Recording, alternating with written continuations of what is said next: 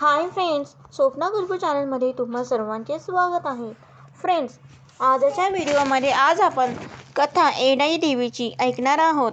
त्याआधी तुम्ही जर चॅनलवर नवीन असाल तर चॅनलला सबस्क्राईब करा. ही देवी उस्मानाबाद जिल्ह्यातील एका छोट्याशा गावात येरमाळा येथे आहे. असे म्हणतात की तुळजापूरच्या तुळजाभवानीचे दर्शन घेतल्यानंतर या देवीचे दर्शन घ्यावेच लागते. आता हे खरे की खोटे हे काम माझे नाही. मला जे घरातून सांगितले तेच मी नंतर माझ्या पिढ्यानपिढ्या चालत आले आहे. आपण देवधर्माच्या फार खोलात जात नाहीत. जे चालत आहे तेच चालू देतो. ही देवी स्वयंभू असून अतिशय सुंदर अशी मूर्ती आहे. बघून मन अगदी प्रसन्न होते. या देवीची महिमा खूप दूरपर्यंत आहे. बरीच श्रद्धा आहे लोकांची या देवीवर. याची कहाणी अशी आहे की श्रीराम जेव्हा वनवासात होते तेव्हा सीता आणि रामाची ताटातूट झाली आणि श्रीराम वेड्यासारखे सीते सीते असा आवाज देऊ लागले. तेव्हा हे सगळे शिव पार्वती बघत असतात व पार्वती महादेवाला म्हणते, प्रभू तुमचे भक्त श्रीरामांची मी परीक्षा घेऊ इच्छिते. तेव्हा महादेव म्हणतात, प्रिय सती, प्रभू श्रीराम आधी सीतेच्या काळजीत व्याकुळ झाले आणि तू परत त्यांना त्रास देणार. पण स्त्रीहट्ट बालहट्ट कधी कुणाला चुकलाय का? पार्वतीला महादेवाची परवानगी मिळते. ती सीतेचे रूप धारण करून श्रीरामांसमोर येते. जेव्हा राम शोधून शोधून थकून खाली बसतात तेव्हा तिथे पार्वती सीतेच्या रूपात समोर जाते व म्हणते, स्वामी मी आले, काळजी करू नका. मला काही झाले नाही. मी त्या दुष्ट राक्षसाच्या तावडीतून सुटका करून इकडे आले.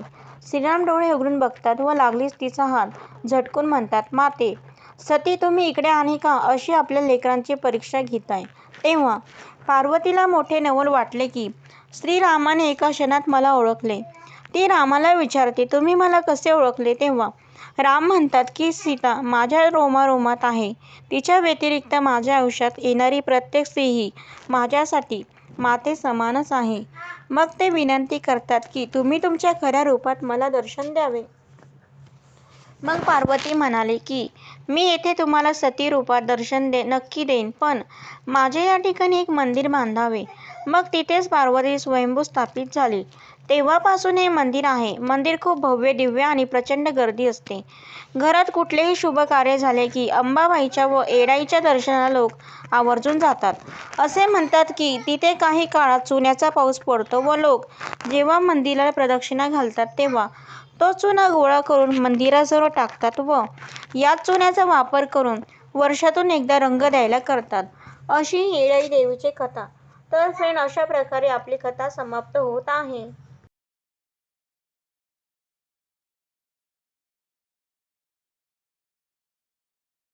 डोला रे डोला रे डोला रे डोला रे डोला रे डोला रे डोला रे